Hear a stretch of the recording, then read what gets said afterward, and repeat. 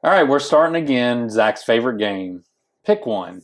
Or as I like to think, I torture Dave into not being able to select some of his favorite whiskey.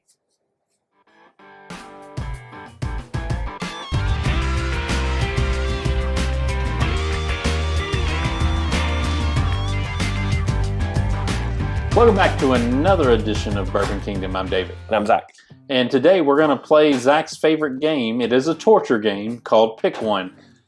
So basically, we get we get 10 bourbons. You have to pick out between whichever two we have, and Dave always gets mad. I do always get mad. Whenever I stump Dave, that's really whenever I win. Whenever they're really simple picks for him, I feel like I've lost. So Yeah, that's where we're at. All right, Dave. All right, well, I'll pull them out. Tell me if I'm doing this right. Still Austin and 13th Colony. Yep. So we both reviewed these here lately. They've Yep. both done excellent. Yep. I think they're both at excellent price points. I think they're both at pretty reasonable proofs. That's 95. This is 98.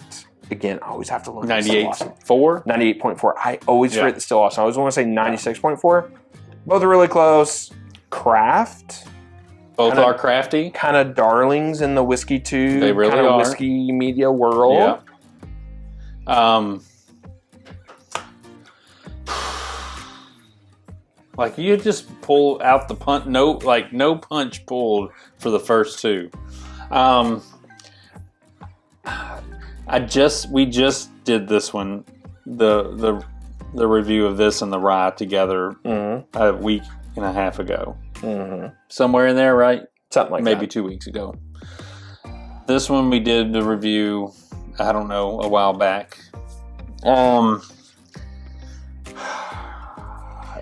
See, this is where I get him. While he's sitting here debating and having like a moment to himself, make sure you hit the comments below.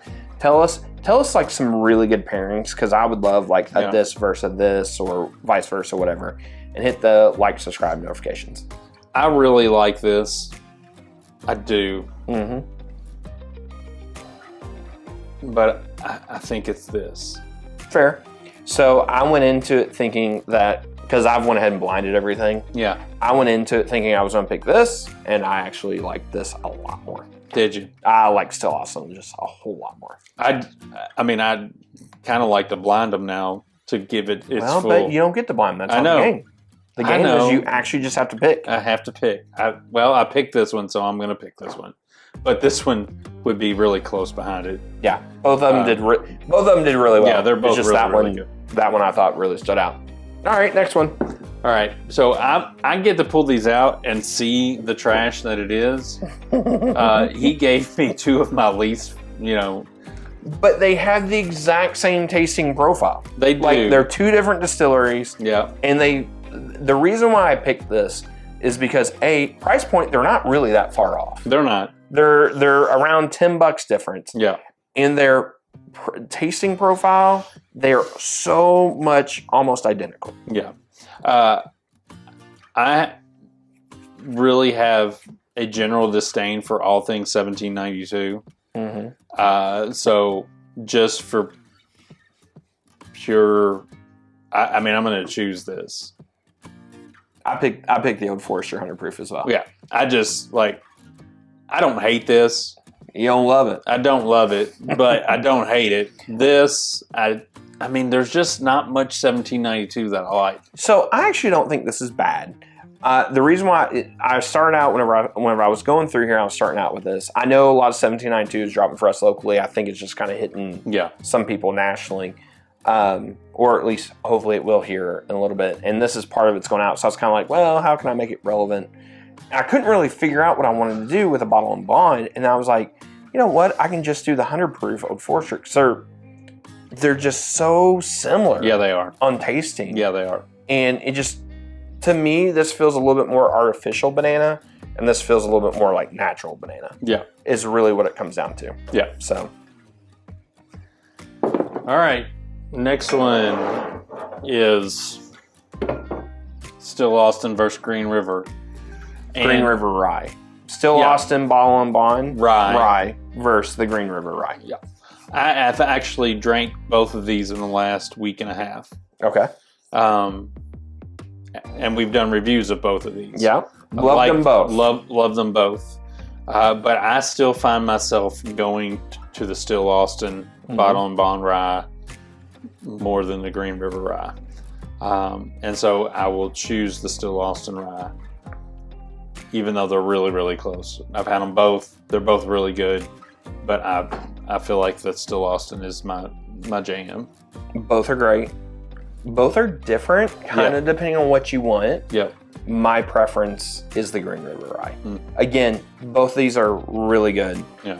It's literally just a uniqueness with that Green River Rye that I just absolutely love. Yeah, it's understandable. But it was one of those, I was like, I picked up the Still Austin Bottle and Bond. I was trying to look for something that was like a Bottle and Bond Rye that I thought about Redwood Empire, and I was kind of like, nah, you hadn't tried that in a while, and I didn't think you'd kind of remember that one, but I knew the Green River you'd had. Yeah. So, as a matter of fact, I just had a pour of it either last night or the night before. I can't remember. They're really close. Like, again, I agree. They're just really close. The two Still Austins you've pulled out are really close with their counterpart. So you did a good job. You did a good job. All right, let's do the next one. This was a double oak challenge. Actually, I made Dave kind of decide. The Peerless double oak bourbon versus the Woodford Reserve double oaked. The reason why I wanted Dave to decide on this one was because I couldn't really figure out a good double oak that would be compatible, or a toasted barrel one that would be like really compatible with this one. So I was kind of like, what do you think matches like goes like really well along that lines? And then he picked Woodford, so I was like, perfect. Yeah. I think that that's the closest to this. I would probably, I think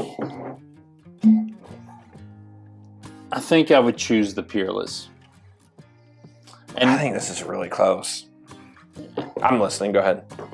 If this was a store pick, a barrel pick, a club pick, I might choose something else because there are some. No, we're not doing that. We're just doing standards. I know. I'm just saying, like there are some unbelievable double oak Woodfords that are out there that are really, really good.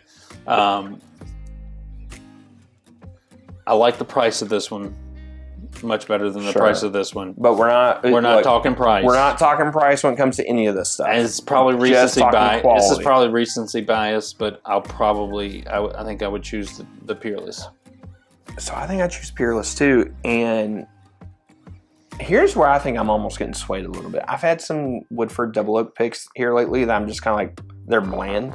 Yeah. I had one that tasted like mint and green tea, and I did not like that one at all. But I just really like what Peerless is doing. I do like what Peerless is doing. And I haven't tried their toasted yet. If this was $65, I would probably. I know the price kills you. I'd scream. But to me, I think what they're really doing down there is just really, really great stuff. And I think they're making some of the better toasted products on the market. Yeah, I agree with that. At the end of the day. Yep, for sure. Or double oak. Whatever you want to call it. Whatever you want to call it.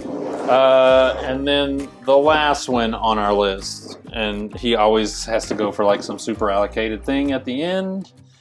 And hold on, let me turn it. Evan Williams 23 year, which we did the review of, and the Heaven Hill 18 year, which we did the review of.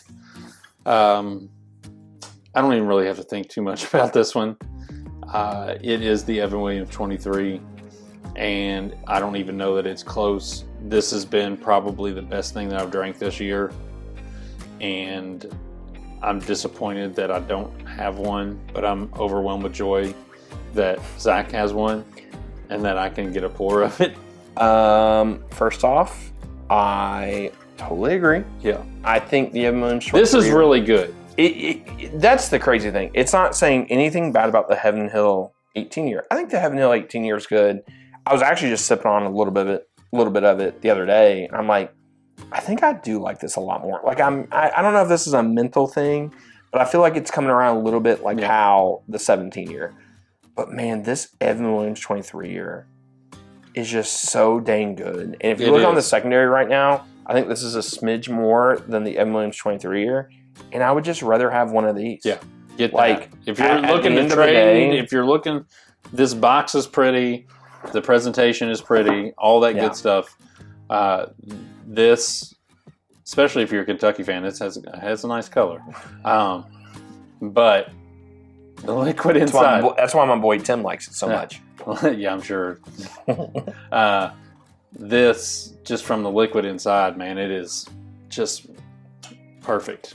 Yeah. If this is not bottle of the year this year, I'll be surprised. It's still early. It is early, but at this point, it's the best thing I've drank all year. Yeah, it is pretty awesome. Yeah. All right, so go ahead and put that in the comments below, what you think we got right, what you think we got wrong. And like I said, put some bottles in there that you think we should do A versus B or whatever it is for the next one, because we try to do a couple of these a year. So yeah, for sure. All right, well, till next time. We'll see you. We'll see you.